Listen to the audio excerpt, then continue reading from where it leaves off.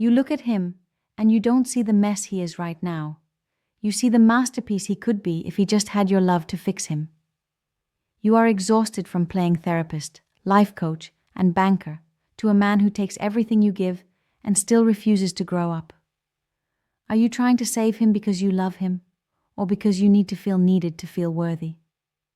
I'm Amelia. I'm breaking the savior trap.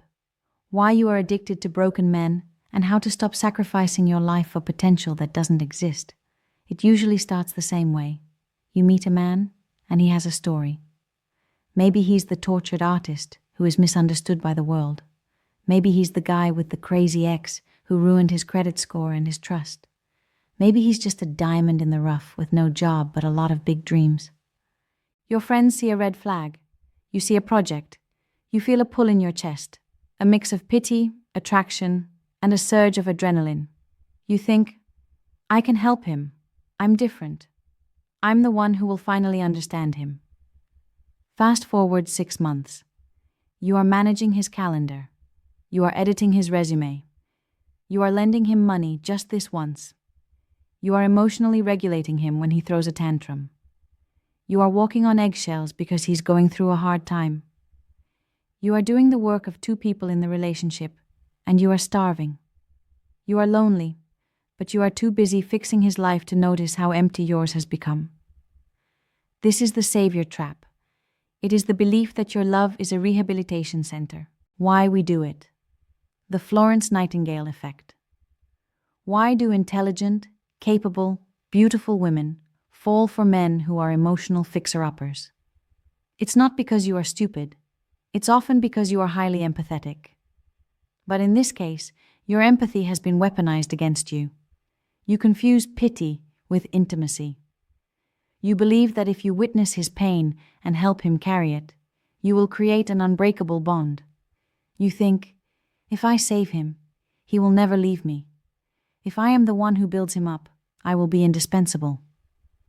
See, the savior trap is rarely about pure altruism. It is often about control.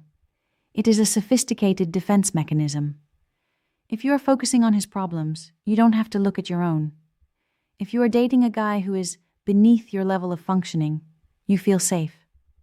You don't have to worry about being rejected, because he needs you. You are the strong one. You are the competent one. It feeds your ego while it drains your soul. Where did you learn this?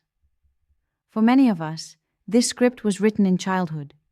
Were you the responsible one in your family?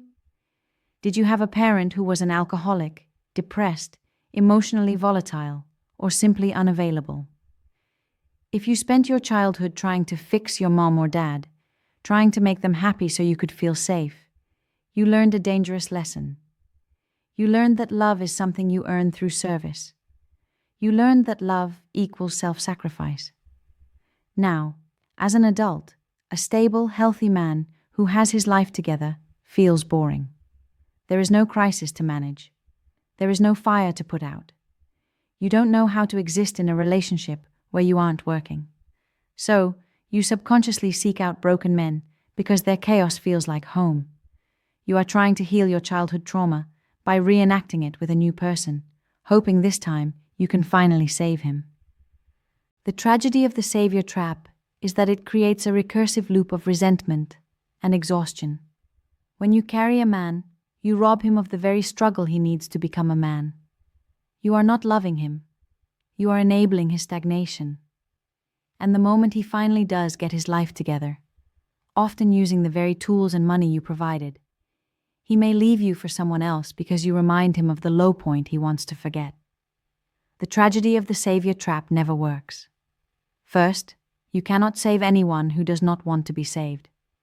You can give a man all the tools, money, and love in the world, but if he doesn't have the internal drive to change, he will just use your resources to stay comfortable in his dysfunction. Second, you destroy the attraction. When you mother a man, when you clean up his messes and nag him to do better, you are not his lover, you are his mom. And men do not want to sleep with their mothers. He might become dependent on you, but he will eventually resent you. He will feel controlled and judged. He will start to see you as the nag, the warden. Third, you burn out. Resentment starts to rot you from the inside. You start thinking, after everything I did for you, this is how you treat me. You become bitter. You lose your glow. You lose your femininity because you are operating in hypermasculine fix-it energy 24/7. So how do we stop? How do we leave the construction site and find a move-in ready home? Step 1.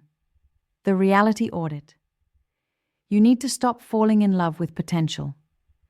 Potential is not real. It is a fantasy. You must look at the man standing in front of you right now.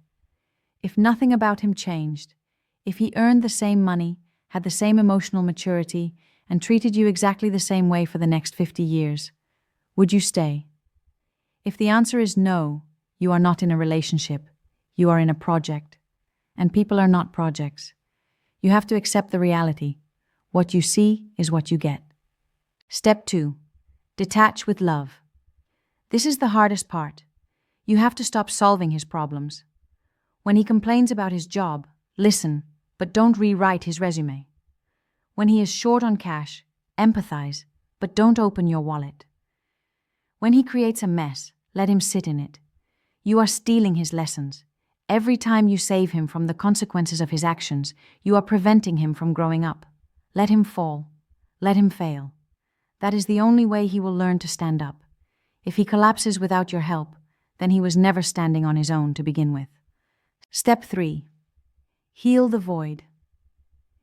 You have to ask yourself, who am I if I am not helping someone? You need to build a life so full and beautiful that you don't have time to fix anyone else. You need to learn that you are worthy of love simply because you exist, not because of what you do for others. This requires sitting with the discomfort of not being useful. It requires dating men who are your equals, which might feel intimidating at first. A healthy partner will challenge you, not drain you.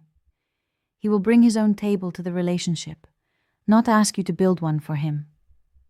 The most loving thing you can do for yourself, and actually for him, is to step down from the role of the savior. Hang up your cape. You are not a rehabilitation center for broken souls. You are a woman looking for a partner. There are men out there who are already whole. Men who have done their work. Men who want to take care of you, not be taken care of by you. But you will never meet them if your hands are full, trying to hold together a man who is falling apart. Save yourself first. If you are tired of being the strong one, and you are ready to attract a love that supports you instead of draining you, make sure you subscribe.